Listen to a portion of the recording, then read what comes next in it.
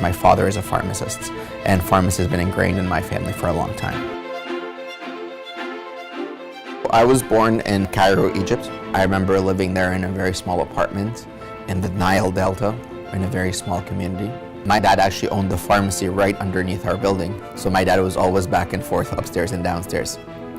When my dad first decided to come to Canada by himself in order to start a life for me and my mom and my brother, he was getting trained in the Canadian pharmacy for free, but he was also doing 2 part-time jobs to try to pay off the rent so we can have a place to stay when he brings us over from Egypt. He's really a great example for me, and this is where I really learned that work ethic. And if your father is a pharmacy owner, of course he wants you to be a pharmacist.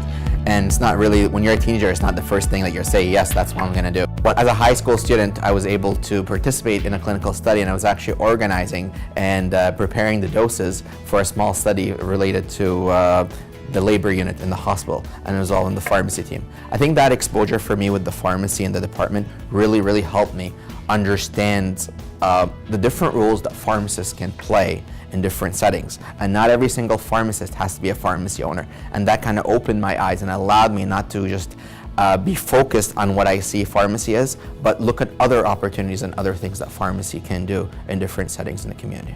And I ended up going to the Alumni College of Pharmacy for pharmacy school. The FDA experience was amazing. We got to see the DDMAC, the Division of Drug Marketing and Advertising. We sat a lot on advisory boards that the FDA set up for new medications and new drugs to get them approved. Seeing how the companies present their case, seeing how the scientists, the clinicians, the FDA kind of presented the point, and understanding that the system is there to protect patients and also to reward innovation really solidified my desires to be more involved in the pharmaceutical industry.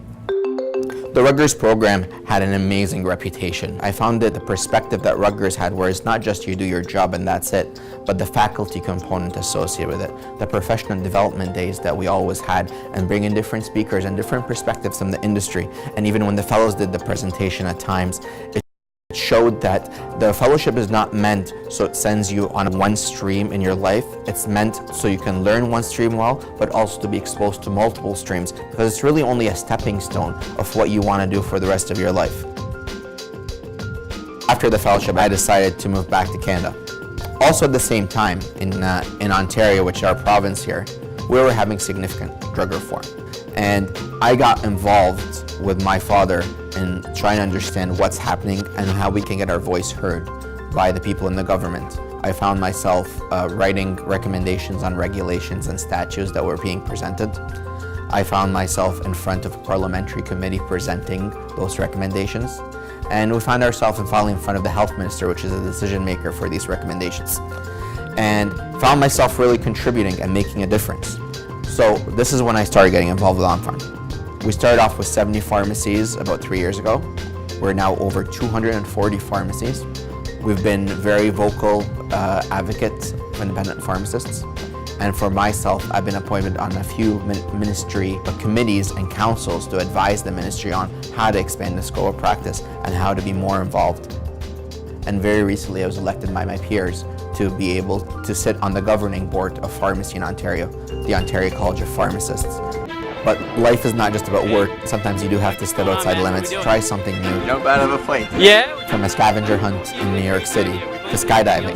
You got playing Brian a little bit, the guy with the red head right there. Oh yeah? No, being with the fellows and going over 10,000 feet and jumping out of a plane in front of Jersey Shore was one of the most exhilarating experiences that I've ever had. My advice to people who'll be looking to the fellowship program: Rutgers Fellowship all the way. Take the risk, do something different. You'll open doors for yourselves. You'll explore new areas in the industry that you have never known before.